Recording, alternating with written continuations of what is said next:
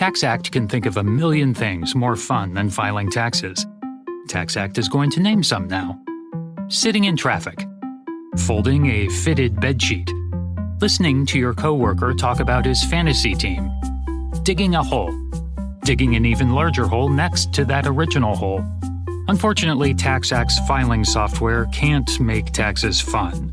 But TaxAct can help you get them done. TaxAct. Let's get them over with.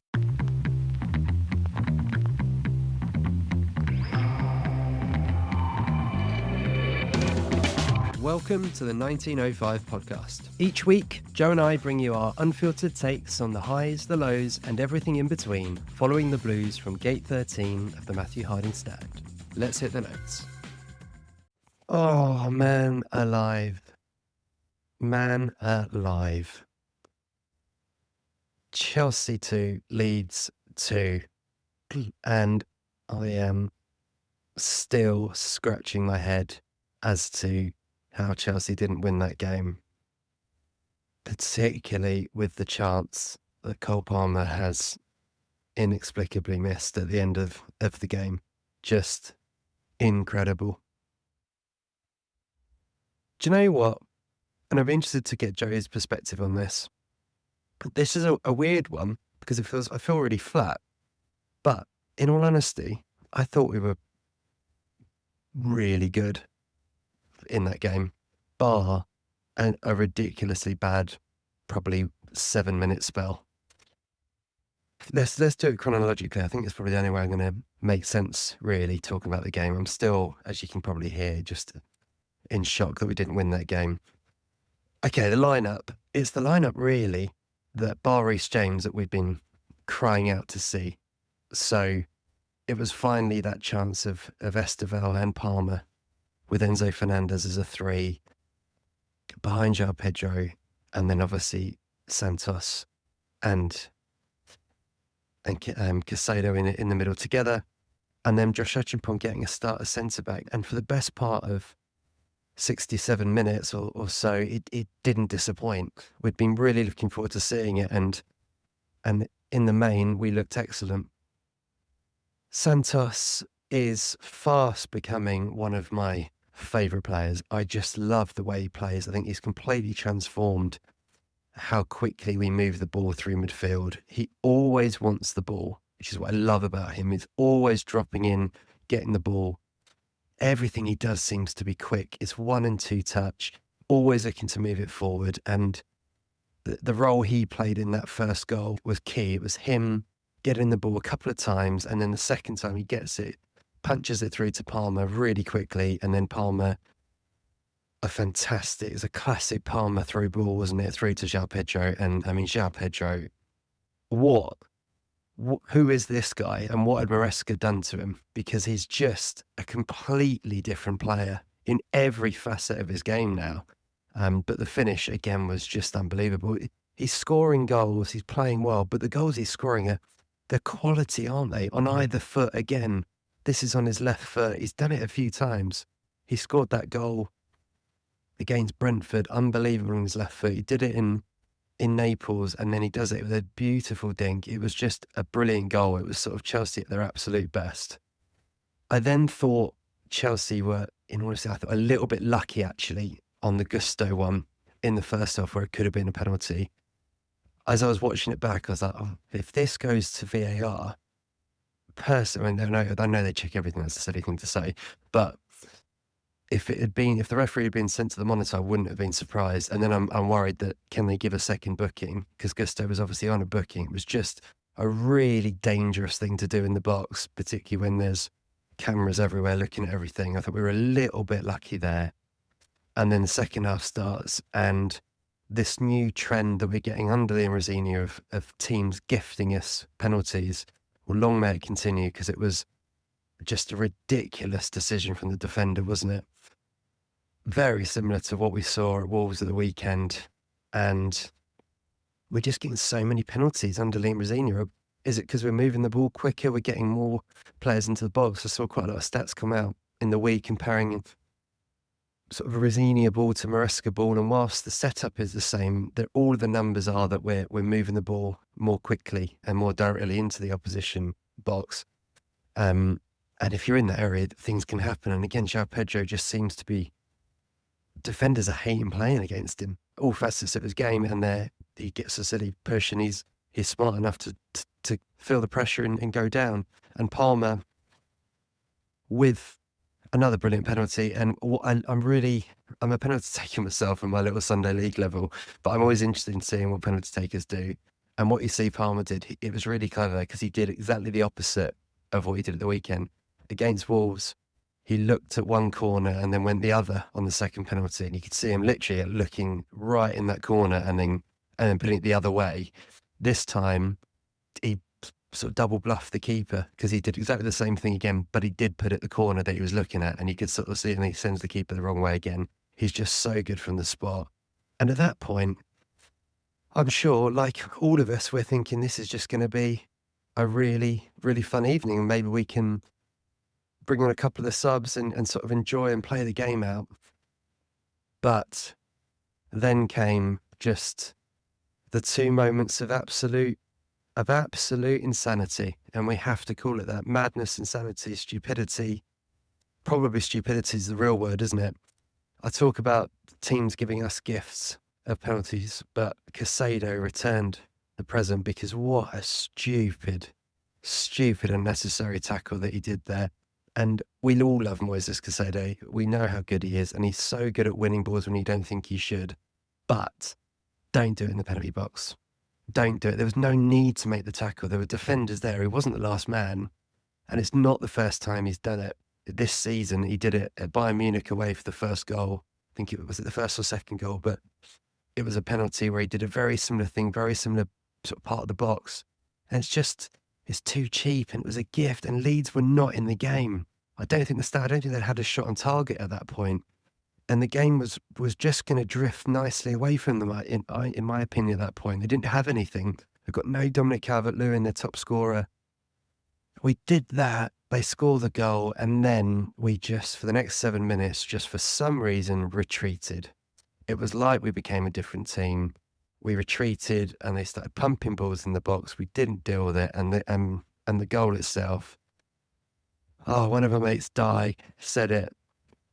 He called it maybe one of the worst goals we've ever conceded. One of the worst goals we've ever conceded, and I don't call him wrong. It was ridiculous. Every facet of the goal was poor, but I have to call out Achimpong. Again, I'd love to hear what Joe's thoughts on it are. There were a number of mistakes in that goal, it should be said, but if it was Tosin or Badiashile, we'd be calling it out and we'd be calling it for what it is. I thought, apart from that, Josh Achimpong had in my opinion, pretty good game, but just kick the ball out, just boot it out for a throw-in or a corner. What he was doing, trying to shepherd it back, he created an absolute mess. He had an awkward position, so Sanchez ended up, to be honest, if it hadn't been a goal, it would have probably ended up being a penalty at that point, because Sanchez has taken him out, and then the ball dribbles away to the guy to tap it in, and you're looking at it, then praying that VAR might save us with the handball, which you've seen him given, but it would have been harsh. And then we started playing again. So it was this 7 minutes of madness, and then the game went back to where we were, and Chelsea were again on top, had all of the ball, and actually I thought did all right with it, and you kind of felt like we could win this, and we might do it, and had that West Ham feel about it, didn't it? We thought, right, okay, good. We've taken back hold of the game, putting so many good balls in. I mentioned before, after the Arsenal game a week ago, that I thought actually we missed Pedro Neto, who gets a lot of stick, but I said he's really good at getting crosses in the box and getting good balls in there. He did it 3 or 4 times. Really delicious left foot balls that just were crying out for someone to touch. There was one that he nearly did a sort of Jared Bowen against us a couple of weeks ago, where it nearly went all the way into the far post. But we kept probing and probing and probing. And then the best move of the game that we did probably all night long, deep into the 94th, 95th minute, a brilliant little back heel around the corner from Joao Pedro into Moises Caicedo. He puts it across the back post to Cole Palmer to tap it in and win the game for Chelsea 3-2. It does bobble up a little bit. That will be why it happened. But you could see he couldn't believe it had gone over from 4 or 5 yards out. I still can't believe it went over. And we were denied what would have been a really important 3 points and a continuation of Liam Rosenior's winning run. Oh, what was disappointing. Really disappointing. On Palmer, I thought it was by some way, his best game since returning from injury. I thought you saw signs today of Cole Palmer of old, and it sort of feels weird saying this when he just missed that sitter at the end. But Joe said, I think rightly, he scored a hat-trick at the weekend, and without particularly playing well, he just looked, in my opinion, so much more mobile today. You could really see him, like his sprints, his running, he just looked so much freer in himself. And we sort of said at the weekend, didn't we, on the pod, that I hope that hat-trick gives him a little lift, gives him a little something, because we always assume that Palmer is this super confident, cool guy that is, knows he's the best player and is going to turn up. But every footballer in the world needs confidence and plays better when they're feeling that love and confidence. And I think you saw it with Palmer. I think that did do him the world of good. And he had a spring in his step, and everything he was doing was good. I thought his performance overall was brilliant. Wherever he was playing at number 10 at times. He moved obviously to the left when we made the changes, but every time he got the ball, he was looking to make things happen. And I thought he was really good. And honestly, it would have been the perfect end, wouldn't it, for him to have come away with 2 goals and an assist and the man of the match and won the game for us. But it wasn't to be. And honestly, I think if you gave Palmer that chance 100 times, I think 99 of them go in the back of the net. I genuinely do. So I don't want to be too down on it. I'll hand over to Joe. It's a weird one, a really weird one, but it's a missed opportunity, isn't it? That's what you feel like. It was a real opportunity to get this league table looking really good for us. Let's see what happens with the other results this week. But either way, 2 points dropped. Good morning. Yes, I waited a good few hours before delivering my first voice note today because I was a bit tired, I was a bit ratty, and I didn't want to come on immediately, particularly as Chris had already done his so soon after the match. I mean, it's hard to be too down on the performance. I don't think Chelsea played as well as people think they did.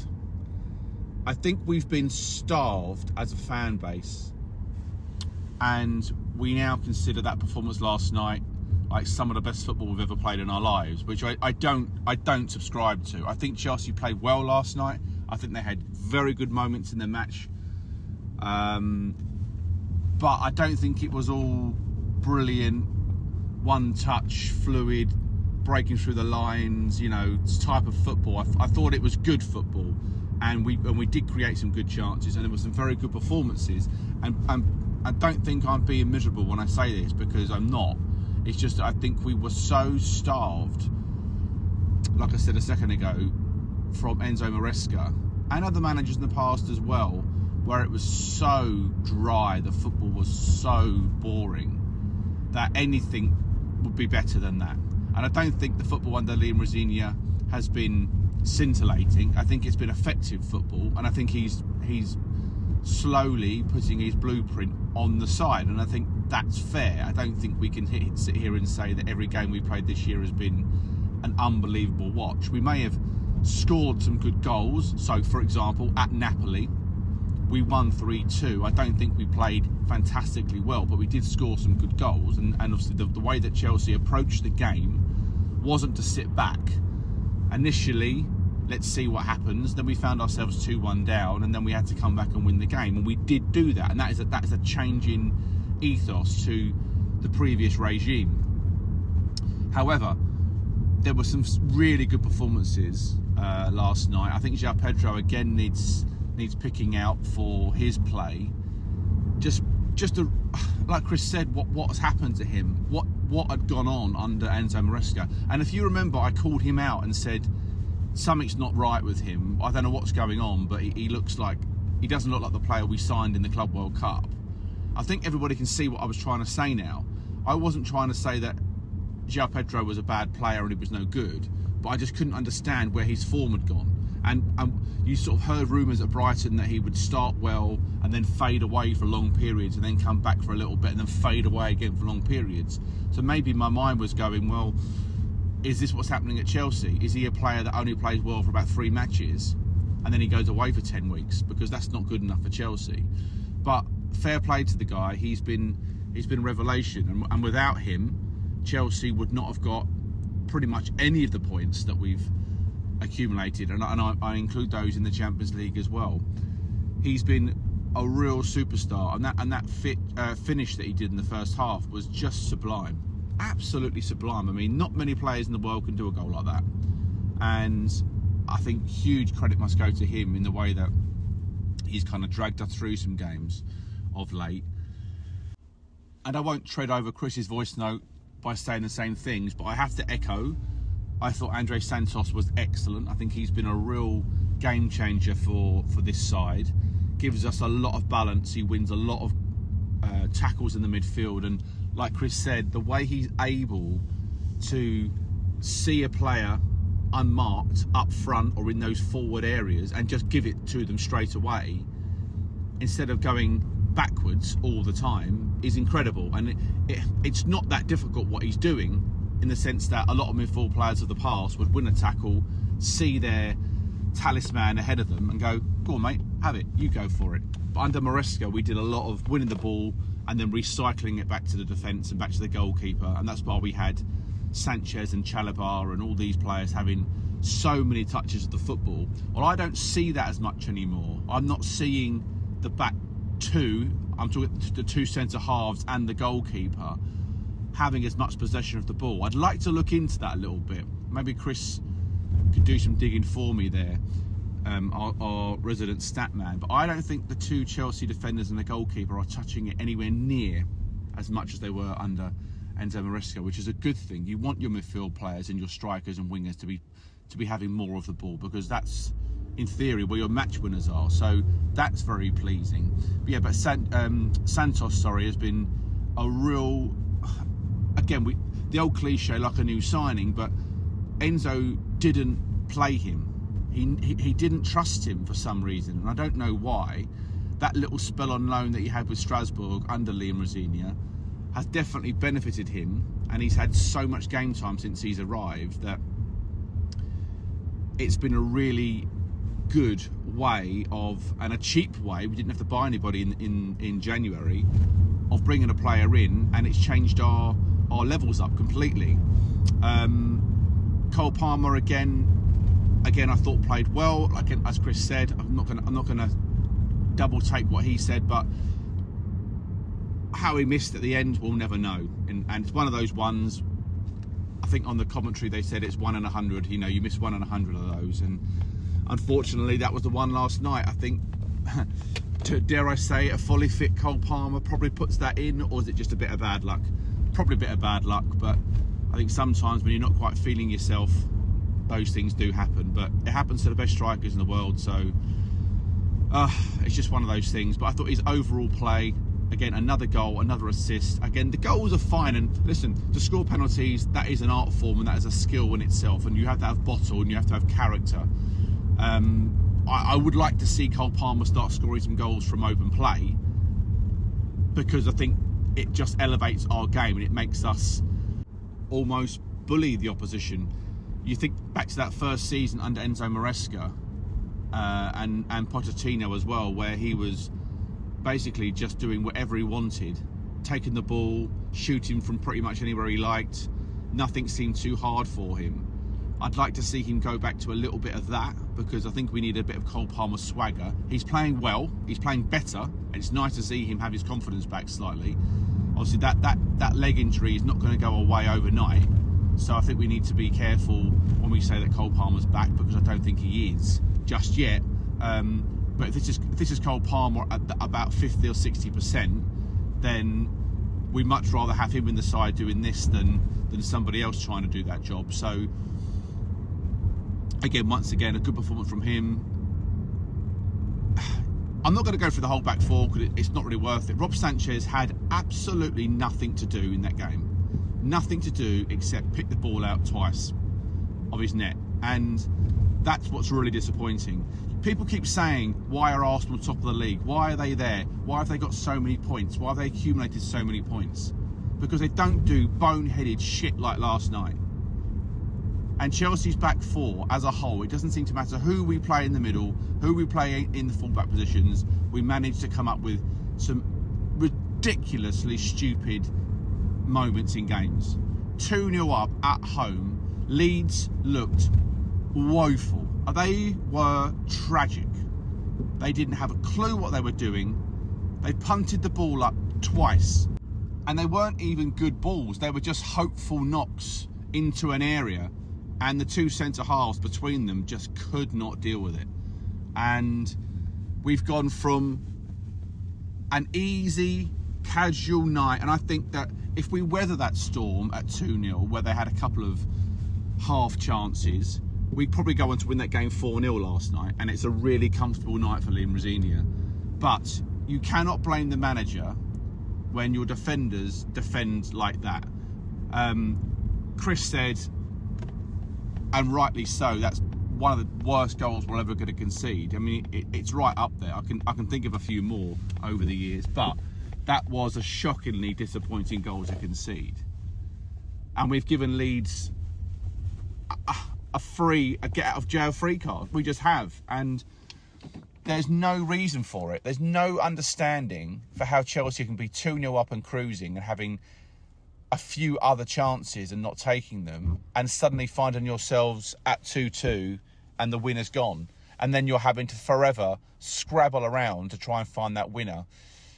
Although I'm going to say, I think that when Pedro Neto came on, it was clear and evident that he was looking to get that ball in the box as often and as many times as possible.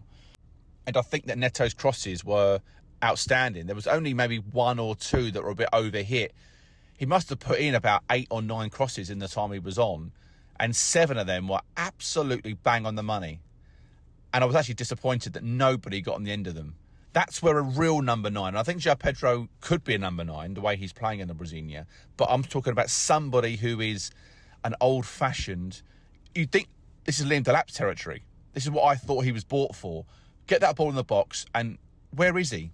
He wasn't on any of these balls. And again, I'm not blaming Delap for this. This isn't his fault solely. But you're on the pitch for this reason. You're the big guy we've brought on to nod something in and be a pain in the arse. Never got on one of them. Not one cross. And I actually thought Neto had a very good game when he came on. I think he deserves a bit of credit because he has been quite poor of late. But yesterday was a different side to him. And it'd be interesting to see what he does in the next few games, because it seemed to me it was a clear directive. Go to your fullback, little trick, maybe pass inside, maybe come back, get it again, and then deliver a cross. Opposed to under Maresca, go to your fullback, go back to your midfield player, get it again, go back to your midfield player. They go back to the defenders, and we start at the back again. This was, if you didn't have an option, try and beat your man. If you couldn't do that, give possession back and then receive it again. The angle's changed now, and now you can whip in a cross. And I thought that Neto was excellent.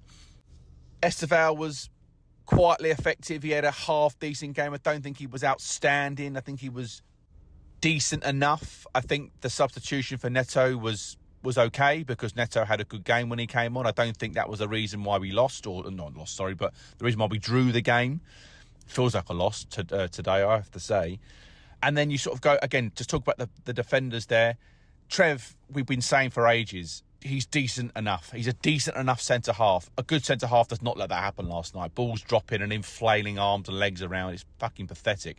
But he's a decent enough player, Trev. He's not an alpha. He's not a number 1. He's not a number 2. I don't care what anybody says. He's just a good enough centre-half. We need someone to play alongside him who is of world-class ability, and we don't have that. Josh is a young man. Chris wants me to sort of speak about him. He's a young man. He hasn't played much football. He's just been thrown in to Leeds at home last night. Barely, he's come on a sub a couple of times under Brasilia. Barely played under Maresca this season, and we're asking him to be, prime Franco Baresi. It's just not going to happen. It just won't happen. He needs time to get into the game. He needs time to develop. If anything, he needs to come on for a lot of matches in the right back position or the centre half position and have 20 minutes here, 25 minutes there regularly. Give him that confidence, a bit like Alfred Gilchrist had when he was at Chelsea. He would come on for a bit under Enzo Maresca and be that kind of fill-in player. I think that's what we need to happen with Josh Acheampong. Give him a load of minutes, keep him interested in the game, opposed to just throwing him in the lion's den and giving him starts out of the blue. Because what he doesn't need now is taking out the side, which probably will happen. But I don't think he had a bad game. When Chelsea were under no pressure, he seemed to be very, very good. The moment the pressure started to ramp up and we obviously conceded that goal, you felt like it was a bit of a mess. But I think we have to remember he's a very young man, barely played football for Chelsea. He's obviously got great talent. The club do not want to sell him. And if he ends up at Man City or Liverpool, the fans deserve the right to go and kick the fucking door down, quite frankly. You can't get on Josh Acheampong's back. Badiashile, Tosin, etc. These players were brought in to be solid, dependable centre-backs, and they can't kick a football, let alone play centre-half. They can barely strike a football properly as it is. So, no, I'm not going to get on Josh's back last night. You could argue that because he's a Cobham player, does he deserve the same level of treatment as a Tosin or a Badiashile?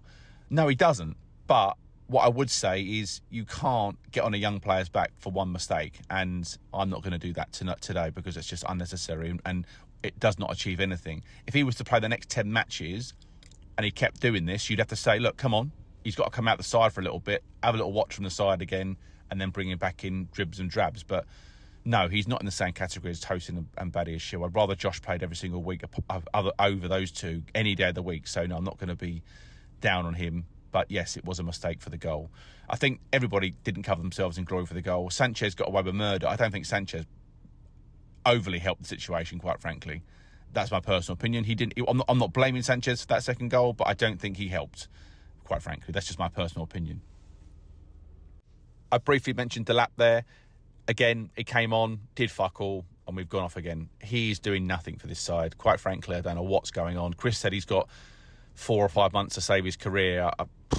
I'm in the same category as that. I don't know what he's doing. I don't know what his role is. I don't know what his plan is. Every time he comes on, it's just a mess.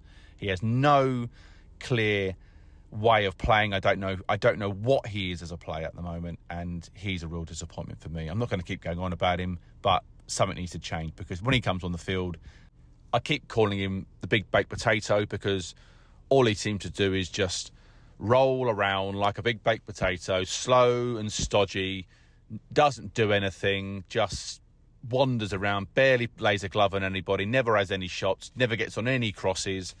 Your job is to score goals, mate. Where the fuck are you in the box? You're never there. I think I'll call it there today, and just say, look, hugely disappointed.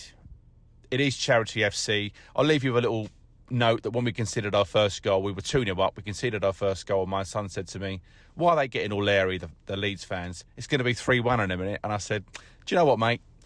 I said, I've been around a lot longer than you. I've got a funny feeling this is going to go to 2-2 before it goes to 3-1. And sadly, that came true. That was really, really annoying, and I wish it hadn't. And he looked at me and he just went, I'm going to bed. And I thought, mate, I wish I'd come with you. But there we go. It's a disappointing night. It's not a loss. I don't think you can aim any of that at Liam Rosini today. I think Chelsea played well. The performance was much, much better. Like I said at the very start of the voice note, I don't think it was as good as people think it was. But I can appreciate that was a much better level of performance. And what I will say, lastly, very lastly, is the way we kept going to get the winner was impressive. And I will give the side a lot of credit for that, because there are games under Chelsea where we've been drawing and losing matches, and it's looked like we've actually wanted to not try and score a goal. Chelsea knocked and they knocked and they knocked and they couldn't find a way through. But the attempt and the application in trying to score that goal was all there to see. And that approach to Chelsea and the way they're playing now is so much better than what it has been in the past and as of late. So really impressed with that. Again, I've got nothing bad to say about Liam Rosini. I think he set the team up well. He put out a team that we'd all like to see. He's not rotating the team as often, which is great to see. All these things we cannot criticise that manager for. And I think that Chelsea are playing some good football. He hasn't had long in this job. Of course, it's a disappointing result. But I think sometimes you just got to say to the players, that was 2 really poor mistakes in the space of 5 or 6 minutes, and that's cost you the game. Other than that, you win quite comfortably. So, yeah, gutted to draw the game, but we have to move on to Hull.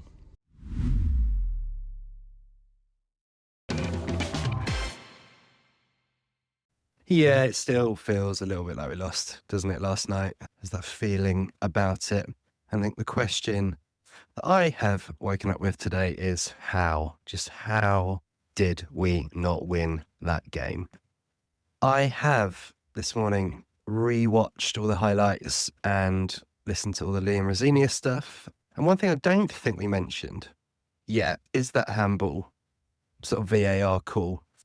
And at the time watching it, I wasn't there last night. I'd just come back from a work trip to Madrid, so I had to give my seat away, sadly. But I wasn't there, so I watched it on TV. And at the time, you could see the players clearly were asking for the handball. Liam Rosini said that. He even said they were affected by it because they sort of got distracted by the handball.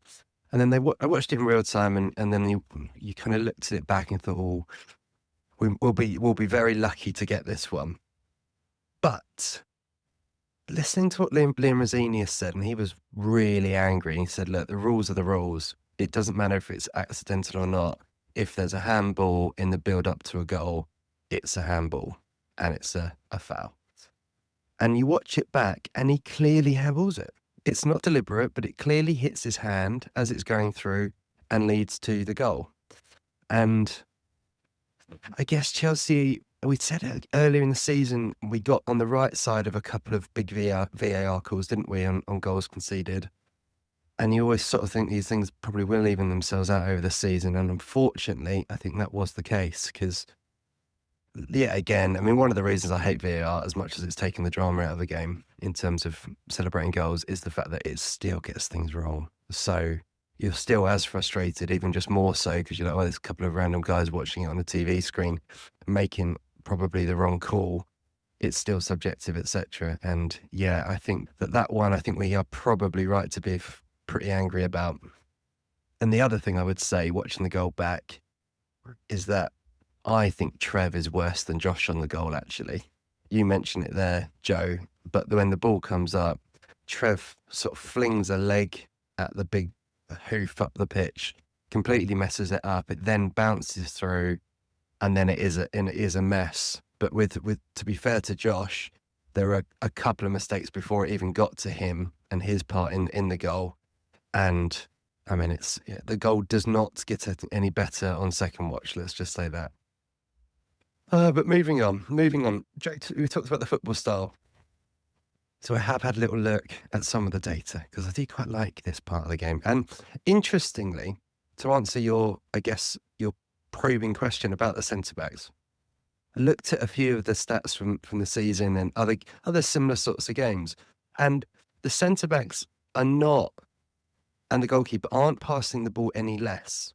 And in fact, again, the last couple of games, I think Trev in particular has had over 100 passes pretty much in the Wolves and the Leeds game. So he's getting a lot of the ball. And by the way, it was flawless. Again, I think both him and Josh, I think Josh had about 70 passes, Trevor's about 100, only 2 didn't find their man. You know, they're really, really flawless in possession. And Rob Sanchez's numbers haven't massively changed in that respect either.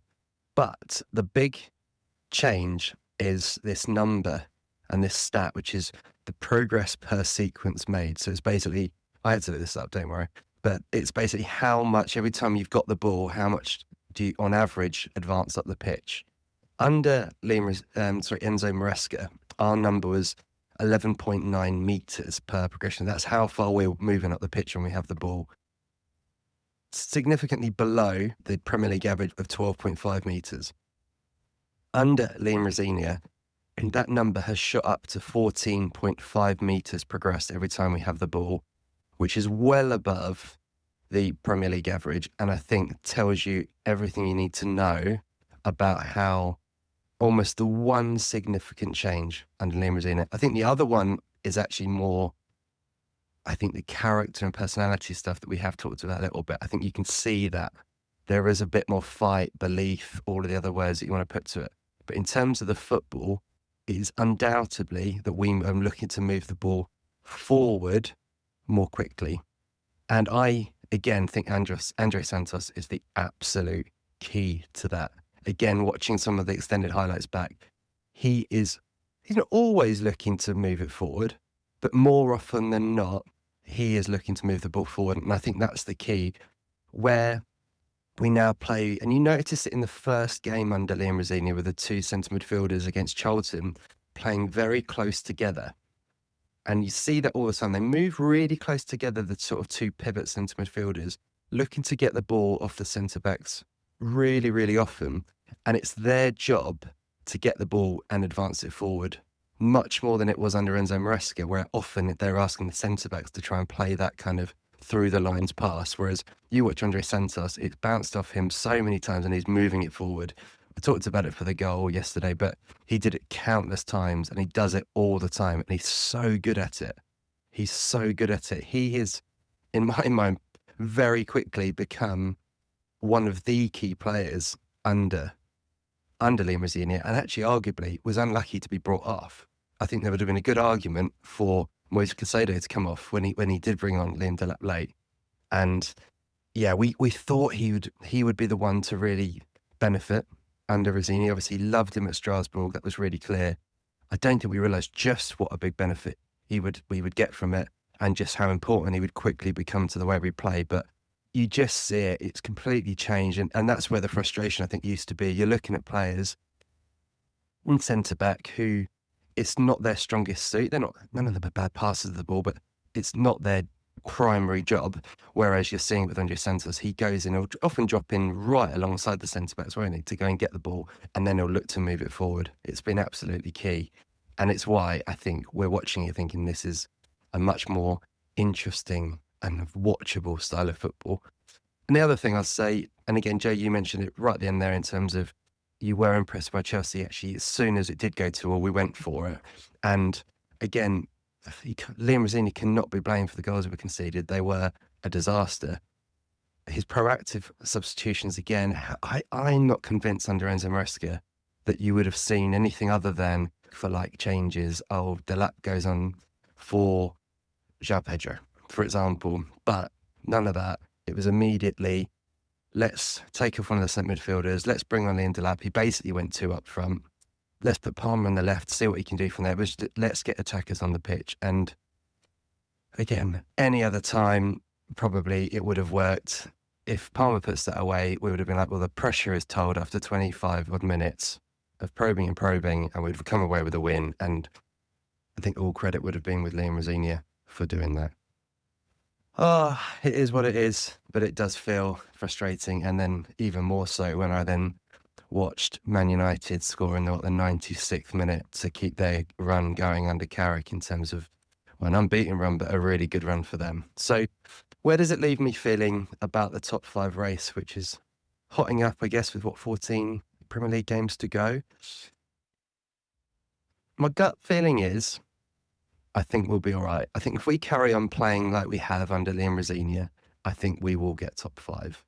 I think we're playing a breed of football now, a confidence in the group that will get more wins than not. And I actually fancy us against, I think what's nice is I fancy us against the smaller teams, the games that we should win. And I think we will end up blowing a team out away fairly soon. Like you just said there, Joe, around it could have ended up being sort of 4-0 last night. I think we will do that to a team soon. And in those bigger games, I think we're still showing that we can turn up and give anyone a game. So I think we'll be okay. Man United, I think, could be fine as well. And the reason I say that is they have the strange benefit, if you like, of having Premier League games only. So they are obviously not in Europe. They're out of the FA Cup already, out in the third round stage. They have literally 14 games left of this Premier League season, and there is just this little momentum around them now, isn't it? And you've got even Shesko scoring now. You've got Mbeumo, you've got Kuna, you've got Bruno Fernandes. There's just a lot of players there who seem to have found a bit of form under Carrick, and I've got a feeling that they might ride their way through. And then it's Villa and Liverpool. You're looking at one of those guys dropping out. And again, almost the opposite to United. What they both have is, like us, they're in the FA Cup, they're in Europe. Villa will be back to playing Thursday, Sundays very soon with Europa League. I think Villa will be looking at that as a real opportunity as well, by the way, to win a European trophy. They'll be one of the favourites, if not the favourites, for the Europa League. And of course, if you win the Europa League, you also get into the Champions League, as we saw last year with Spurs. So I think that will be a helpful distraction for Chelsea. And I'm liking enough of what I'm seeing, despite the disappointment of last night, to think if we carry on as we are, I think we'll be okay. There's also the second thing I'll say on the Chelsea squad, which is we have a hell of a lot of players playing for their World Cup places. And let's face it, the motivation and delight and joy of playing for the greatest club team in the world should be enough. But we've seen it isn't always, the end of that of Graham Potter, sort of Frank Lampard season, when a lot of the players basically gave up at the end of that season and were looking to their futures. I think with a lot of the players in the Chelsea squad, I'm looking at no better example than Cole Palmer, who wants to do everything to make sure he's on the plane with England. But you can go through the group from Gusto to Fofana for France and name them. They've got their places in the World Cup up to be fought for. And I think that'll be an extra motivation for these players, which I think will help. It will help Liam Rosenior actually at the moment, just to make sure everyone's completely focused and tuned in for what will be a big few months of the season to go. I'll hand back to Joe. Hull City on Friday night. What do you think, Joe? Is it a full rotation? Is it 10 or 11 changes? And do we get to see a sort of a debut? It's a second debut. He played about 20 minutes in the Club World Cup of Mamadou Sarr. What do you reckon? Yes. Dwelt on that game all day today. Currently working with a Leeds United fan, so that wasn't fun. And he was there last night, and that was a bit disappointing to come into a load of gloating. 2-0 and you fucked it up. Was what I came into, which is fair enough, I suppose.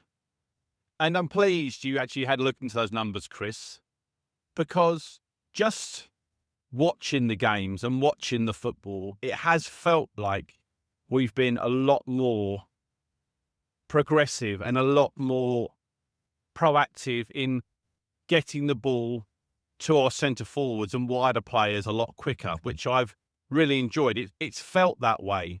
Interesting you say that the centre halves and the goalkeeper are maybe still having a very similar amount of touches on the ball, but a bit like last night when we got the penalty for Joao Pedro being pushed yet again in the box. That came from a direct pass from Robert Sanchez. And he did that a couple of times where he got the ball out of his feet and he looked up early and looked to play a lot faster. I think to the naked eye, it just felt that way. And even though maybe the stat on them having somewhere between 170 and maybe 190 passes between the two central defenders, maybe, like you say, if they're playing up 3 or 4 meters higher than normal, it has definitely felt that way to the naked eye watching. One quick point that I failed to say in my voice note earlier was the performance of Malo Gusto. Oh my God. He is someone I just don't know if I like him or not. Under Pochettino, I felt like he had a very good first season. I could see the sense in paying, I forget the value now. Was it around 15 million we paid for him? It was very cheap in today's balmy world of transfers. We didn't pay like 40 million or something daft. It was quite low, and you were getting a young player. But he does drive me insane That tackle that he made in the first 10 minutes was just fucking stupid. Put himself on a yellow card. The guy was running back on the halfway line. We had about 5 players covering. Leeds had 1 player going forward, and he made that really daft, nasty tackle and got himself a yellow card. And then not long after, Chris mentioned this in his voice note originally about him pulling the guy's shirt as the ball came in for a cross. And like I say, had that been given as a penalty, he almost certainly wouldn't be given another yellow card and he would have been off. But it was more that it was just his overall general performance I just thought was sloppy. He gives away the ball far too often. He does crazy stuff like when he should cross it, he passes, and when he should pass, he should cross it.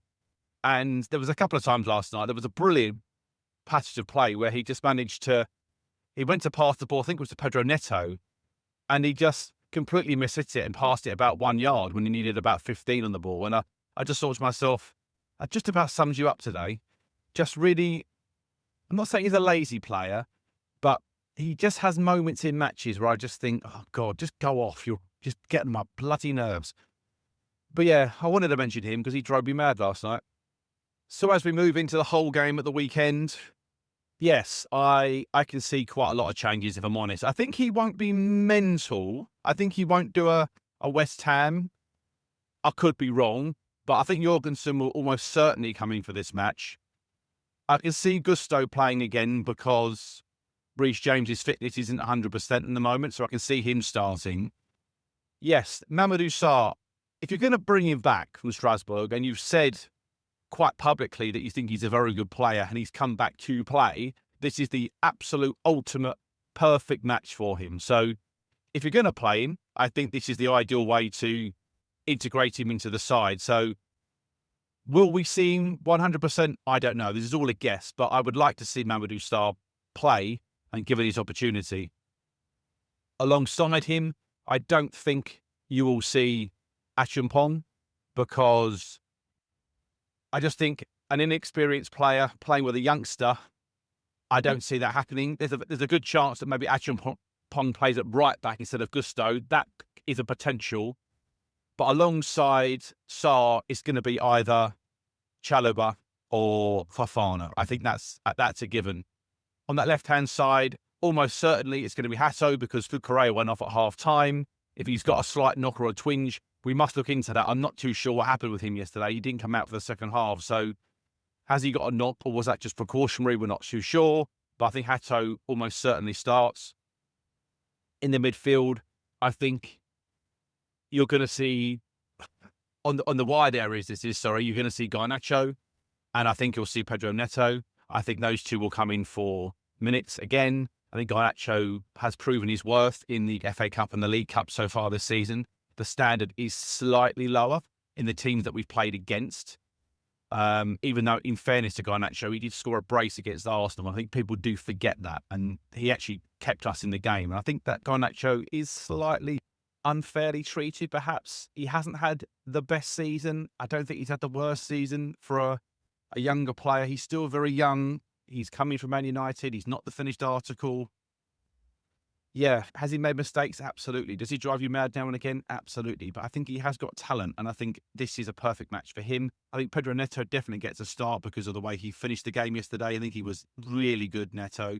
I know he's not everybody's cup of tea. He's made me question a few things lately of him. He hasn't been great, but like I say, just now and again, coming out for a few matches and watching from the sidelines, and perhaps those things that coaches or your manager have been discussing with you behind the scenes and at training, you can watch other players play. You might be saying, for example, look at Estevan Neto. Look what he does here. I'd like you to be a bit more like that. And then during a game, Neto sees what he does and can sort of maybe slightly copy that. And I think visually sometimes standing there and watching someone almost take your position can only fuel the hunger inside of you. So I think Neto will almost certainly start. I think he deserves his start after last night's performance. In the midfield, I'd like to see Caicedo taken out for his own good. I mean, I don't know how far away players like Asugo and Lavia are away from playing. The trouble is, who else do you play? I can see Enzo being rested just because he needs some rest time. And I think between the two of them, they've played so many games, particularly of late. They haven't really dropped or missed a beat. So I don't know in the middle. It's a hard one. I think if Reece James was fit, you might see him come into the middle of the path alongside maybe Andre Santos. That might be interesting. And then you could play Esteval and maybe Joao Pedro behind maybe a Liam Delap or even a Mark Guew. So I don't know. It's a difficult one. We're probably going to see Enzo Fernandez play again. There's a good chance that Caicedo plays again. And maybe, a bit like we've been saying, get up early, try and get a couple of goals ahead, and then slowly start to take these players off. But I think 2 number 10s in Esteval and Joao Pedro could be interesting behind, say, a Liam Delap. But it all depends if Liam Rosenior is a manager that says, oh, do you know what? Joao Pedro's playing so well, I don't really want to take him out of the side at the moment. I want to keep him playing in that position. I think the medics will probably have something to say about that. And if you can rest someone like him and give him some time off, this is an ideal time to do it. But just for the sake of his goal-scoring record and the way that he's in form, he still might get the nod. But I think Liam Delap has to have some starts at some point to even prove himself if Chelsea want him to, in which case 2 10s of Pedro and Esteval behind him might be a lot of fun. I can see somebody like Shimueka getting on the bench again as like some token minutes possibly. I'd like to see someone like that get into the side and have 15 or 20 minutes at the end of a game to see what he's got, because the games he has played in the past under Enzo Maresca, I've always thought he's been a little bit underwhelming in the first team. But he is a young man, and nobody really thrived in the Enzo Maresca team, particularly in the forward areas, that much. Cole Palmer being maybe the slight exception to the rule, but I think Cole Palmer would thrive in any side. I think Cole Palmer will probably come out of the team for this one. I can't believe he'll play him away at Hull. I think he will travel. I don't think he travelled against Charlton from memory. I think he will travel for this game just in case as an insurance policy. But yeah, that middle of the park one is the hardest one for me at the moment. You need to give Caicedo and Enzo some rest. And I know they're quite influential and they've been very good for us in scoring goals and obviously being the defensive fulcrum like Caicedo is. But again, they're not robots. They do need taken out for their own sanity sometimes. And let's just see what happens with Liam Rosenior's formation and team for Hull. I'll be very interested to see what he picks. I quite like that side that I've picked, if I'm honest. But it doesn't mean it's guaranteed to win or anything. But against Charlton, he surprised us with the back 3. So who's to say he doesn't do something like that and put Garnacho and Neto as wing backs in that role, because he might decide that actually Hull aren't a very good side and he could almost get away with playing 2 extra attackers. I think the other option, which is a potential option, is to put Joao Pedro in that midfield, in that left-sided midfield area, that little pocket that he took up against Charlton. That's a possibility, in which case you play 3 centre halves. So you might play Josh Achampong, Trev Chalobah, and Mamadou Sarr as your 3 centre-backs. And Joao Pedro comes into a little midfield 2 or 3, depending if you're in possession or out of possession. And that's another possibility. But I think overall, that Chelsea team should be too strong for Hull. And I would really like us to go on a cup run if we can, because the FA Cup has been very successful for Chelsea in the past. And I think it's always a great opportunity to have a really fantastic day out at Wembley if you can get there. And of course, picking up the FA Cup is always a huge honour. And the respect on that trophy is pretty much second to none across the world. So let's hope we can go on a bit of a cup run and stay in it for as long as possible.